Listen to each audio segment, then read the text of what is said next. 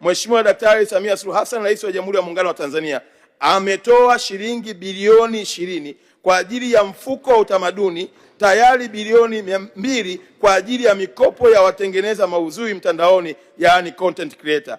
Zimetoka kwa lengo la kuwasaidia kupata vitendea kazi na kuongeza uzalishaji wa kazi zao. Mheshimiwa Spika, Wizara kupitia mfuko wa utamaduni na sanaa imetoa mafunzo kwa watengeneza maudhui mtandaoni wenye lengo la kuwawezesha kutengeneza kazi zenye ubora kwa soko shindani la ndani na nje ya nchi. Mafunzo kwa awamu ya kwanza yametolewa kwa watengeneza maudhui mtandaoni 931, ambapo kati yao wanawake ni 574 sawa na 62% na wanaume ni 357 sawa na 38% kutoka mikoa mitatu: Dar es Salaam, Mwanza na Arusha. Mheshimiwa Spika, kamati ya maudhui imepewa jukumu la kusimamia maudhui yanayotolewa katika vyombo vya habari na kuchukua hatua pale inapotokea ukiukwaji wa sheria, kanuni na maadili. Kabla ya kuchukua hatua za kisheria, serikali hutanguliza mazungumzo, ushauri, utoaji wa maelekezo kwa vyombo husika,